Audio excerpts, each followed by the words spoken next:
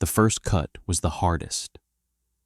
Elias drove the spade's sharpened edge into the sod, his entire weight bearing down on the worn wooden step.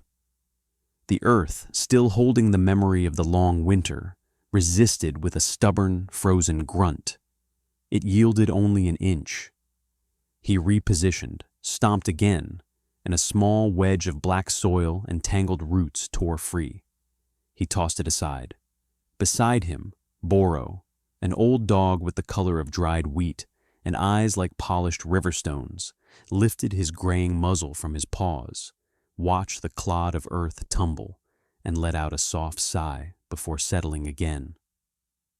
The dog had seen this kind of work before, the seemingly pointless back-breaking labor that defined the start of every season. But this was different. This was not a garden patch or a new fence line. This hole was already 10 feet long and 4 feet wide, and Elias had only just begun. He worked with a rhythm that was part defiance, part meditation. Spade down, foot press, lift, twist, toss. The sun was a weak lemon-yellow disk in the pale spring sky, offering little warmth. The air still carried a blade.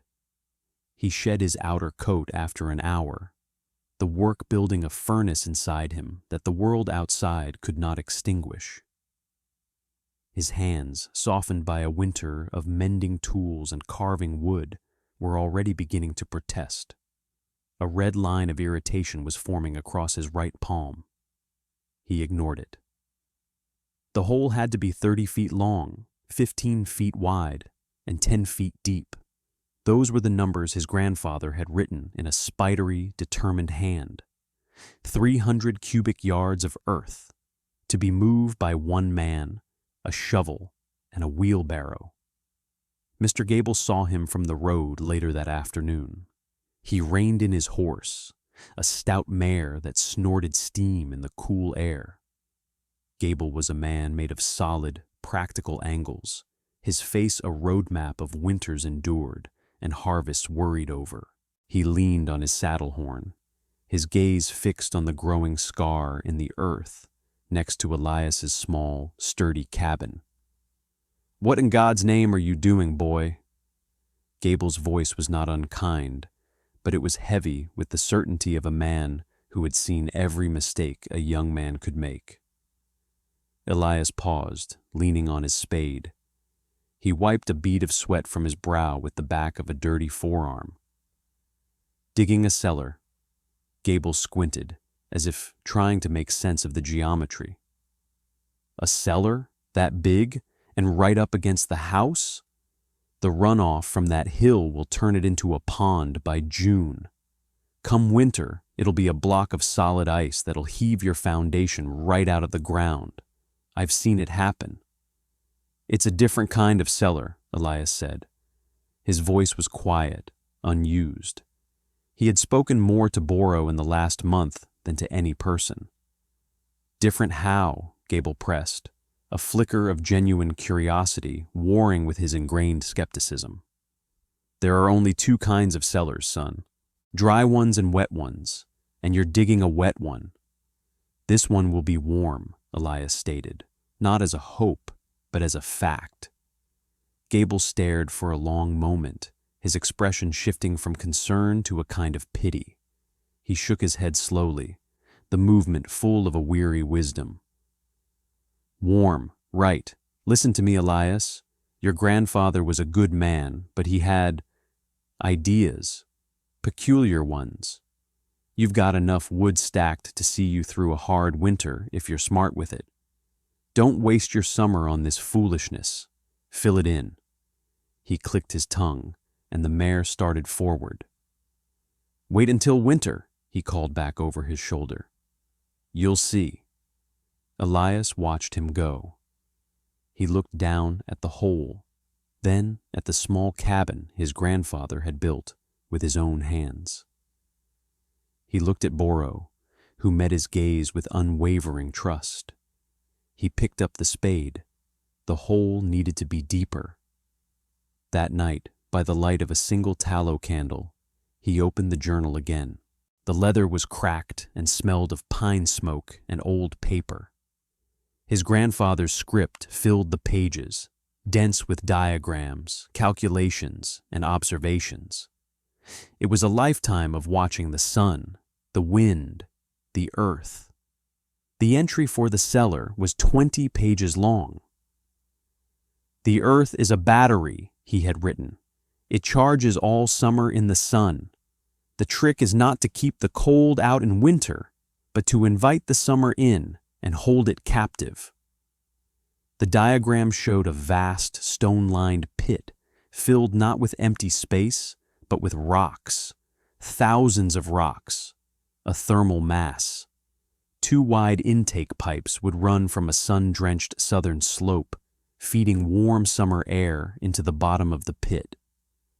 The air would rise through the stones, surrendering its heat, and exit through a chimney.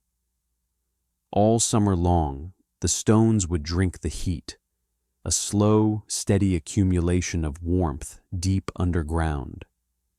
In the fall, the intake and chimney would be sealed, trapping the heat. A single, small, insulated duct would then connect the top of the rock pile to the cabin floor, allowing the stored warmth to bleed slowly into the living space all winter. It was madness. It defied a lifetime of common knowledge, which said that the earth was cold, that a cellar was for keeping things cool. But Elias remembered his grandfather's quiet confidence. He remembered the old man tapping his temple. "Most people only see the surface of things, Elias. But the real work, the important work, happens underneath." Elias traced the drawing of the floor vent with his finger. It was a simple, elegant idea, an impossible one. He closed the book. Tomorrow, he would need the wheelbarrow. The digging was the easy part. The real work was about to begin. The days bled into one another, measured not by the calendar, but by the deepening of the hole. The topsoil gave way to dense clay, then to a layer of frustrating, shovel-breaking rock. He learned the rhythm of his own body, the ache in his lower back that started around noon, the fire in his shoulders that peaked at dusk. His hands became tools, the palms thick with calluses that cracked and bled and healed over, tougher than before. He dug until the walls of the pit rose over his head, and he had to build a ramp to push the wheelbarrow out. Boro would often sit at the edge, peering down, his tail giving a slow thump, thump, thump of encouragement whenever Elias looked up. The community, small and tightly woven as it was, took notice.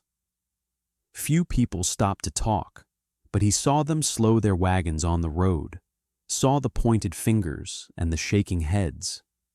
He became a local curiosity, the orphan boy digging a hole for reasons no one could fathom. Silas Blackwood, who owned the timber rights to half the valley and considered himself its unelected patriarch, made a point of riding his fine black gelding right up to the edge of the excavation. He was a large man who filled his clothes completely, his voice accustomed to being obeyed. "Gable told me you were digging your own grave, son," Blackwood boomed, looking down at Elias with an expression of amused contempt. "Didn't realize he meant it literally. What is this monument to foolishness?" Elias squinted up into the sun, his face caked with dust and sweat. "Building. Building a pond, it looks like," Blackwood sneered. "Let me give you some free advice. Hard work is a virtue, but pointless work is a sin. You're wasting the best months of the year. There's money to be made at my lumber camp. Good, honest work. Not this." He gestured dismissively at the pit. "I have a plan," Elias said, his voice flat. He turned back to his work, driving the pickaxe into a stubborn rock. The clang echoed in the sudden silence. Blackwood watched for another minute, his jaw tight. He was not used to being ignored. "Have it your way," he said, his voice cold, Don't come to me for a handout when the snow is up to your windows and your grand plan has left you with nothing but a frozen hole in the ground." He spurred his horse and galloped away, leaving a cloud of dust to settle over Elias and his work. Mrs. Finch was kinder. She arrived one afternoon with a freshly baked apple pie, the scent of cinnamon, a sweet intrusion into the earthy smell of the pit. Her face was a constellation of worried wrinkles. "Elias, dear," she began, wringing her hands on her apron, "you've gotten so thin, you'll work yourself to death before the snow even falls. What is all this for?" He accepted the pie with a grateful nod. The warmth of the tin felt good against his calloused hands. "For the winter," he said, offering the same explanation he gave everyone. It was the only one he had. "But your woodpile is fine," she insisted gently. "And this hole, it's not safe. What if a cow wanders in? What if you slip?" "I'm careful," he said. He gave her a rare, small smile. "Thank you for the pie, Mrs. Finch." She saw it was no use. She patted his arm, her touch light and concerned. "Just be careful, Elias. Your grandfather was a wonderful man, but he always did have his head in the clouds." Only Clara, Mr. Gable's daughter, seemed to approach without a preformed judgment. She was quiet like Elias, with a way of watching things that made it seem like she was seeing more than just the surface. She came by one scorching afternoon in late July, when the heat shimmered off the piles of excavated earth. He was at the creek bed now, the pit finally dug. The new work was hauling stone. He was loading the wheelbarrow with smooth, rounded river rocks, each one weighing between 20 and 50 pounds. The work was brutal. His shirt was soaked with sweat, clinging to his back. She carried 2 buckets of cool water from her family's well. She didn't offer pleasantries or ask what he was doing. She just set the buckets down in the shade. "You looked like you could use this," she said. He stopped, straightened his back with a groan, and drank deeply from the dipper she offered. The water was the best thing he had ever tasted. Boro lapped eagerly from the second bucket. "Thank you," he said, his voice raspy. She nodded, her eyes on the perfectly sloped, stone-lined trenches he had dug, leading from a clearing on the south hill down to the bottom of the pit. They were the summer intakes. "How does it work?" she asked. It was a simple, genuine question. No mockery, no pity. Just curiosity. He found himself wanting to answer her. He looked from her clear, steady gaze to the massive, empty pit, which was now meticulously lined with a tight-fitting wall of flat stones he'd hauled from a quarry 2 miles away. "The sun," he began, pointing toward the clearing. "It warms the air in the summer. The hot air is drawn into these pipes, and it goes into the bottom of the big pit." He gestured toward the hole. "The pit will be filled with rocks. All these rocks." He nudged a large stone with his boot. "The air has to go up through all the rocks to get out a chimney on the other side. As it rises, the rocks take the heat. They get warm. All summer, they just get warmer and warmer." He paused, unsure how to continue. It sounded like a child's fantasy, but she was nodding slowly, her brow furrowed in concentration, not disbelief. "So the stones hold the heat, like a rock that's been in the sun all day. It stays warm long after the sun goes down." "Yes," he said, surprised. "Exactly. Then, in the fall, I seal the pipes.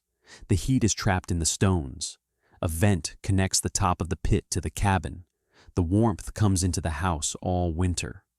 She looked at the mountain of river stones he still had to move, then at his raw, powerful hands. She looked at the cabin, then back at the pit.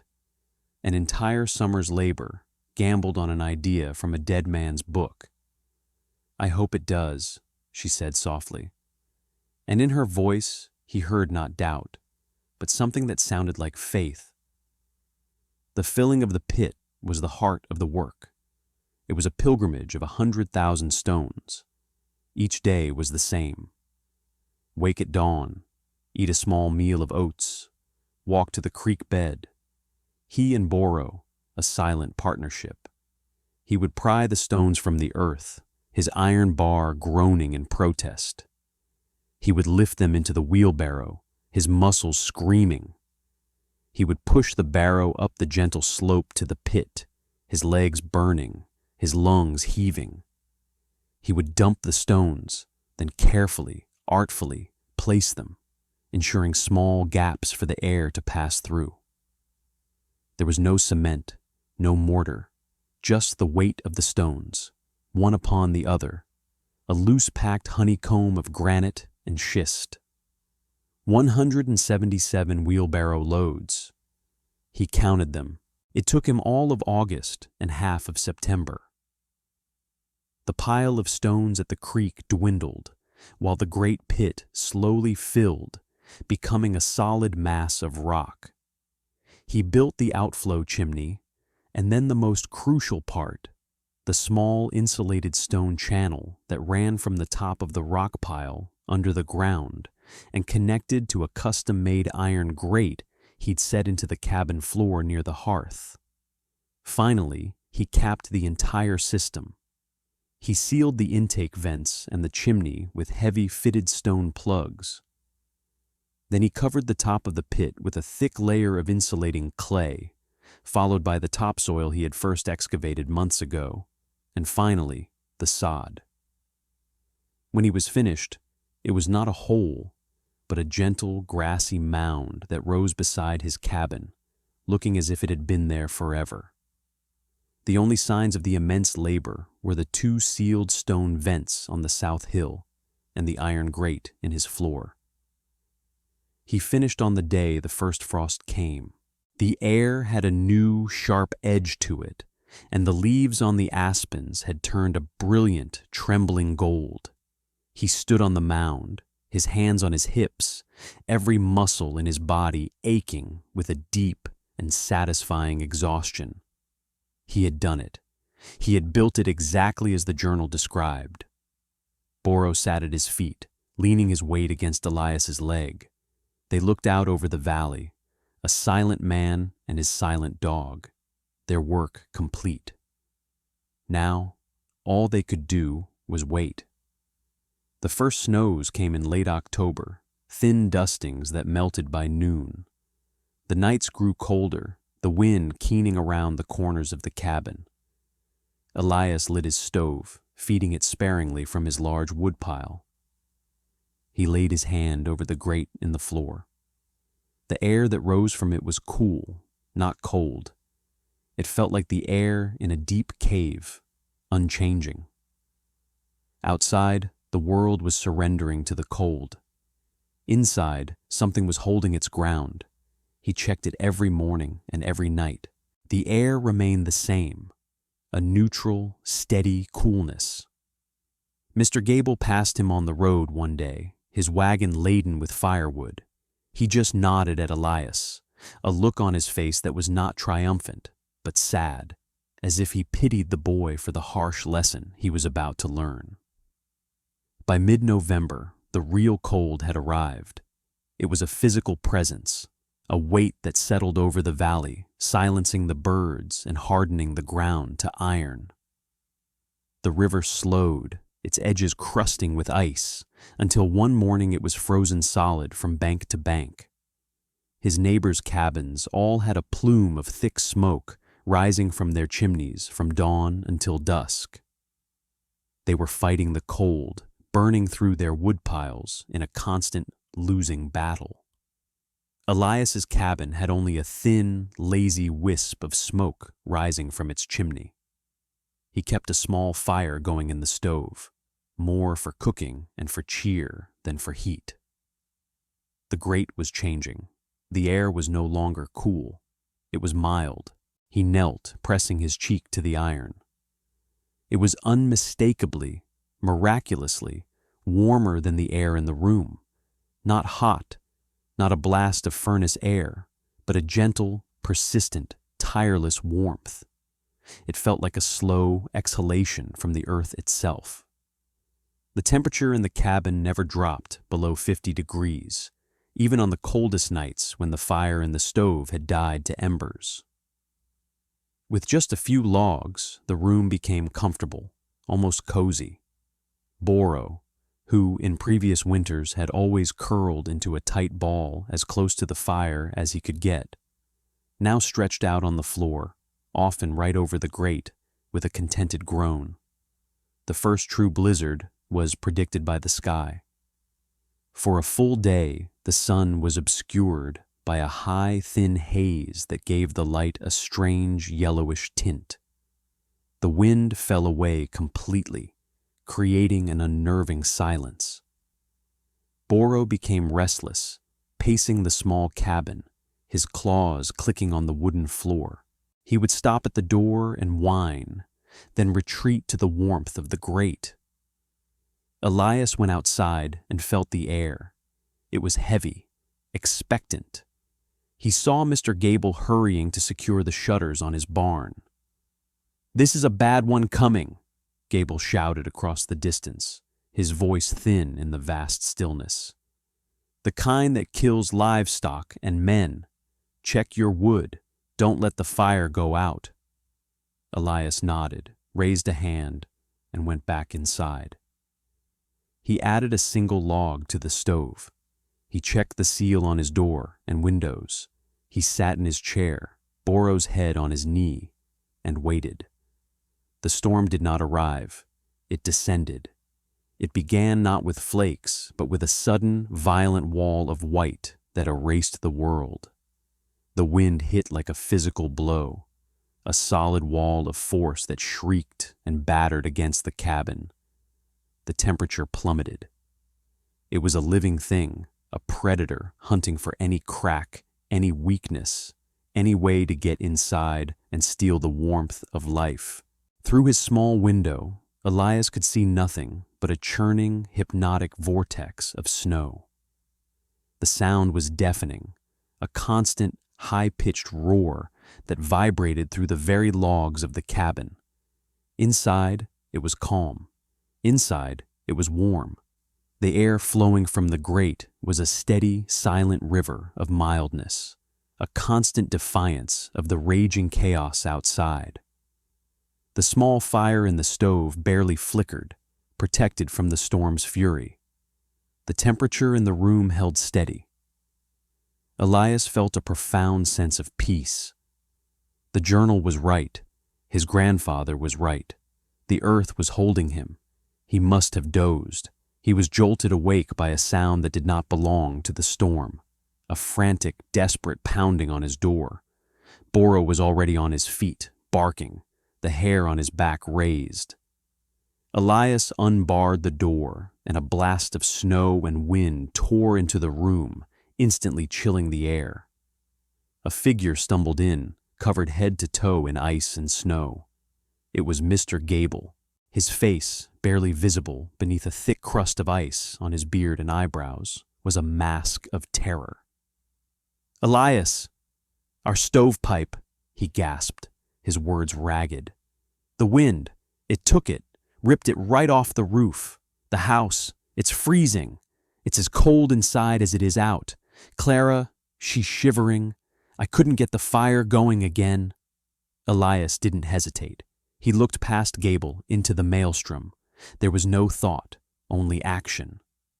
"Bring her here," he said, his voice loud and clear over the wind. "Now," Gable nodded, his eyes wide with a mixture of desperation and dawning wonder at the impossible warmth of the small cabin. He plunged back into the storm. 10 minutes later, he returned, half carrying Clara, who was wrapped in every blanket they owned, but was still shaking violently, her face pale and her lips blue. Elias helped them inside, barred the door again, and led Clara to the spot beside the stove, near the grate. He wrapped her in his own dry blankets and gave her a mug of hot broth he'd had simmering. She huddled there, her shaking slowly subsiding as the steady warmth seeped into her bones. Her father stood numbly by the door, stomping the snow from his boots, his gaze fixed on the simple iron grate in the floor. He knelt, just as Elias had done weeks before, and held his hand over it. He felt the gentle, life-saving current of air. He looked up at Elias, his hard, practical face crumbling with emotion. "How?" he whispered.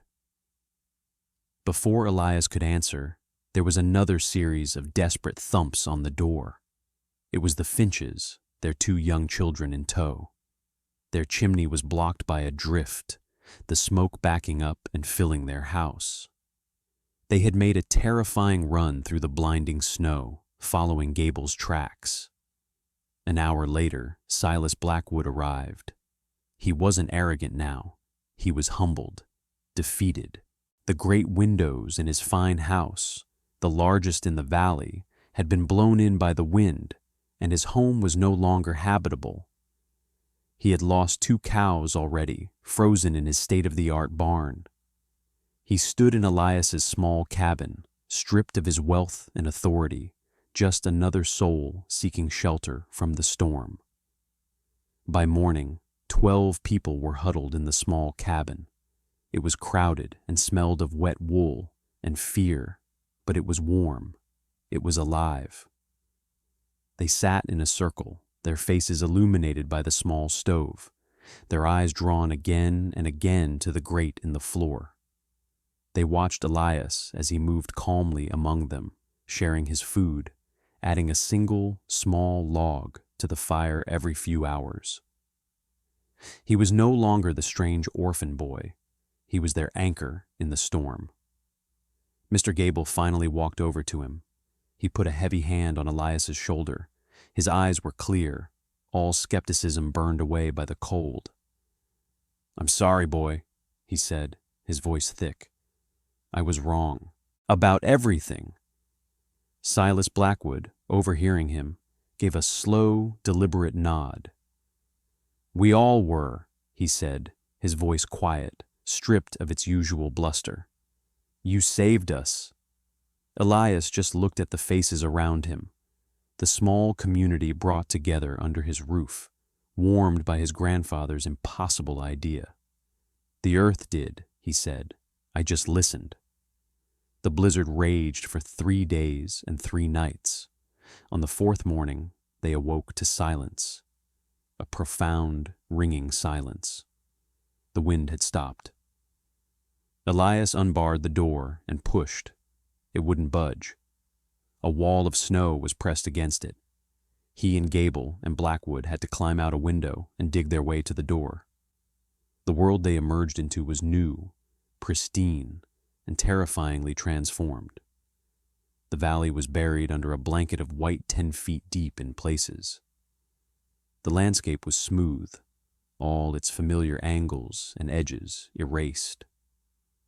Only the tops of the tallest trees and the peaks of roofs were visible. The sun on the snow was blinding. They were alive, blinking in the bright, cold light, survivors on a white, silent sea. They had made it. They had survived the great blizzard of '88, a storm that would be spoken of for 100 years, a storm that, they would later learn, had claimed the lives of dozens in the surrounding counties. But in their small corner of the world, no one was lost. That spring, the laughter was gone. The whispers were replaced by questions. When the great thaw came and the earth was soft again, Mr. Gable came to Elias's cabin, his hat in his hands. He did not look at the cabin, but at the gentle green mound beside it. "Elias," he said, his voice full of a respect he had never shown before. Will you show me how? I want to build one. For Clara, for my family." Elias nodded. "I have the journals." He did not hoard the knowledge. He did not charge for the wisdom his grandfather had left him. He shared it freely. He brought the cracked leather journal to the town hall and let anyone who wished to copy the diagrams and the calculations. He spent that summer not digging for himself, but walking from homestead to homestead, advising his neighbors. He showed them the best place to dig, how to line the pit with stone, how to calculate the size based on the size of their house. The sound of the valley changed that summer. It was not the ring of the axe at the lumber camp or the lowing of cattle. It was the scrape of shovels on rock, the rumble of wheelbarrows, the thud of stone on stone. Men who had once mocked him now sought his quiet counsel. Silas Blackwood, a man humbled by the storm, put his own lumber crews to work, digging the largest pit of all next to his rebuilt manor, following Elias's instructions to the letter. The valley was unified by a single, shared project. They were banking the summer sun, investing their labor in a shared future, in the certainty of warmth. Years passed. The mounds, which the locals took to calling Elias Cellars, became a feature of the landscape, each one a silent promise against the winter. The winters came, some harsh, some mild, but the great blizzard was never repeated. Still, the Cellars worked their slow magic. Woodpiles lasted twice as long. The cabins were never truly cold. The valley prospered, secure in its warmth. Elias and Clara married 2 years after the storm.